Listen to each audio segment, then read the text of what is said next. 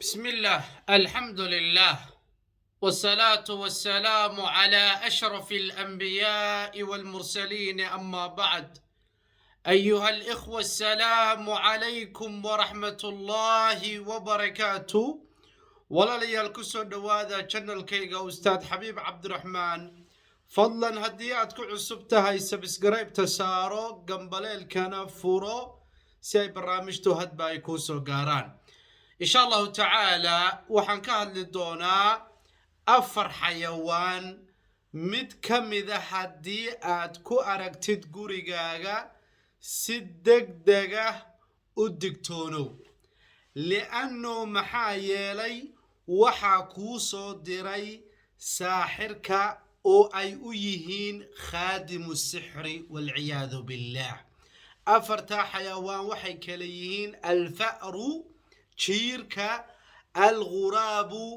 waxa loo yaqaano tukaha iyo alxayawaanka la yiraahdo athucbaan oo abeesada ah iyo alxid'a xayawaanka guumaysta la yiraahdo afartaa xayawaan mid ka mida gurigaaga haddii aad ku aragtid sida ugu dhaqsaha badan ka takhallus li'anno walaalayaal qadiiman waxaa jirtay in saaxirku uu adeegsan jiray afartaa xayawaan mid ka mida in uu sixirka gudihiisa ku dhex sameeyo keliya ma aha in laguu soo dirayo tusaale ahaan waxyaalaha sixirka uu adeegsado marka uu sameynayo saaxirka waxaa ka mid a saxarada waxa loo yaqaano jiirka waxaa laga yaabaa quraabka intuu qoorta ka jaro oo inuu waxa weeye sixirkiisa ku dhex sameeyo walciyaadu billaah liajli daalika walaalayaal waxaynu u baahannahay inaynu ka taxadarno sida uu nabigu calayhi salaatu wasalaam afartaa xayawaan uga taxadari jiray xadiiskii suubanaheena ka sugnaaday calayhi salaam waxaa ka mid ahaa meesha aad ku aragtaan jiirka iyo tukaha iyo xayawaanka guumaysta iyo sidoo kale abeesada iyo sidoo kale ayga dadcunka ah meesha aad ku aragtaan في الحرم في الحل والحرم حتى عند الكعبة أو كما قال النبي صلى الله عليه وسلم كدلا sidoo kale waxaynu ogsoonahay xayawaanka fa'riga ahi in qisadii uu nabigu calayhi salaatu wasalaam inoo tilmaamay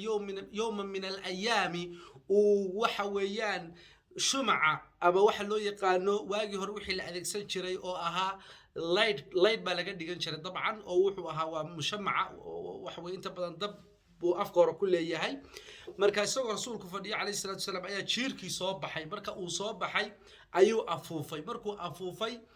dabcan dabkii marka hore buu daarnaa laakiin wuxuu isku dayay in uu soo qaado dabkii ka bacdiina uu ku gubo waxa weeye roogii suubanaheena calayhi salaatu wasalaam oo qisada inooga sheekeynaya ayaa u jeeday ka bacdiina waa u damiyey dabkii laajli daalika waa ka inoo dardaarmaya habeenkii marka aad seexanaysaan in aad iska damisaan waxa loo yaqaano leerarka iyo dabka iyo nalalka li'anno inta badan waxa adeegsada shaydaanka oo isku daya inuu gurigaa gubo guryo fara badan oo gubtay waxa loo yaqaano waxa sabab u ahaa habeenkaas oo markaa waxa weeye leerku uu waxa weeye ama daarna ama korontadu aad daarnayd ama dabku ay daarnayd inta badan waxa weeye shayaadiintaas ku daya walciyaadu billaah sidoo kale waxaynu ogsoonahay qisaska ku soo arooray waxa weeyaan abeesooyinka oo inuu waxa weeye nabigu calayhi salaatu wasalaam inoo tilmaamay in waxa weeyaan ay isku soo eekaysiiso marmarka qaar ay iska soo dhigto ay ku jirto xayawaanaadka uu jinku yatalabasaha shaydaanku uu soo adeegsado shaydaanku uu isku soo eekaysiyo walciyaadu billaah liajli daalika waa ka rasuulku calayhi salaatu wasalaam uu yiri markaad gurigaaga abeesada ku aragtid 3 jeer u dig 3daa jeer haddii ay ku bixi weydo markaa ka bacdi dil laanno qisadii saxaabigii ku soo aroortay ee isku dayay inuu dilo ee seeftiisa ula soo baxay abeesadii sariirtiisa dushiisa saarayd ka bacdiina seefti markuu ku dhuftay waxa uu saxaabigii yiri ee arkayay wuxuu yiri ma waxa hor dhimatay abeesadii mise isaga hor dhintay laanno wuxuu noqday jinni walciyaadu billaah لأجل ذلك وحلو يقان حيوانك قوميستا انت بدن سوماليدو اي باسيستو marka uu guriga ag taagan yahay waxa la dhaho ama maanta musiiba soo socota xayawaankaasina waxa ka mid yahay nooca uu adeegsado saaxirku marka walaalayaal afarta xayawaan aad iyo aad uga taxadara meesha aad ku aragtaana ku dila idinku ka taxadaraya marka waxa weeyaan saaxirka ayaa macluumaad u gudbinaya, saaxirka ayaa dhaqdhaqaaqaaga adiga ayaa lagula soconaya. walaalo fara badan oo aan daweeyey oo aan quraan saaray oo aan cilaajiyey ayaa waxay ii soo sawireen shimbiro gurigooda hortooda ay dhidhintay, waxa weeyaan tukayaal dhidhintay, waxa weeye abeeso soo baxday. waxaas oo dhan waxaa u sabab ah inta badan saaxirka ay khaadim u yihiin, shaqaale u yihiin. aad iyo aad uga taxadara meesha aad ku aragtaan. laajli daalika marka min calaamaadka ku tusinaya in lagu daba socdana waxaa ka mid ah kuwaas oo mar walba aad gurigaaga ku aragtay. waxaa cajiiba gabar walaasheen ah oo hadda ka hor la sixray walciyaadu billaah oo tacdiil azawaaj lagu sameeyey, guurka looga hor istaagayey. gabadhaas subxaan allah, gabar yaroo dhallinyaro bay ahayd oo qurux badan. nin bay diiday, tacdiil azawaaj buu ku sameeyey, sixir ah,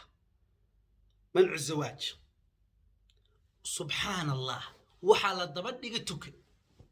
uqsimu billaahi wa aayaati, walaalayaal waa idiin dhaartay wallahi alcadiim. walaalayaal gabadhaasi markasta waxay ii soo diri jirtay xilliga shaqada aadayso, xilliga ay ka soo rawaxdo, xilliga ay taagan tahay, xilliga ay guriga unbuu dul taagaya. walaalayaal subxaan allah walciyaadu billah. walaalayaal way dhaqaaqdaa, baabuurkeedu la dhaqaaqa. walaalayaal shaqadii bay tagtaa, wuu la taagaya. way soo noqotaa, wuu la socdaa. way baxdaa, wallaahi subax walba way soo diri jirta. min mucjizaadka qisaska iigu daraa bay ka mid ahayd walaalayaal. liajli daalika waa khaadim weeye, suxarada ayaa adeegsada. aad iyo aad uga taxadara. afartaa xayawaan meesha aad ku aragtaan iska cayriya, sidoo kalena walaalayaal ila soo wadaaga. liajli daalika xaaladaada sixirka iyo dhibta ku haysata ayaan ogaanayaa insha allahu tacaala. waxaan awoodana waa kaa saacidaya biidn illahi almawla. wajazaakum allahu khayran, wasala allahuma wasalama calaa nabiyina muxamed.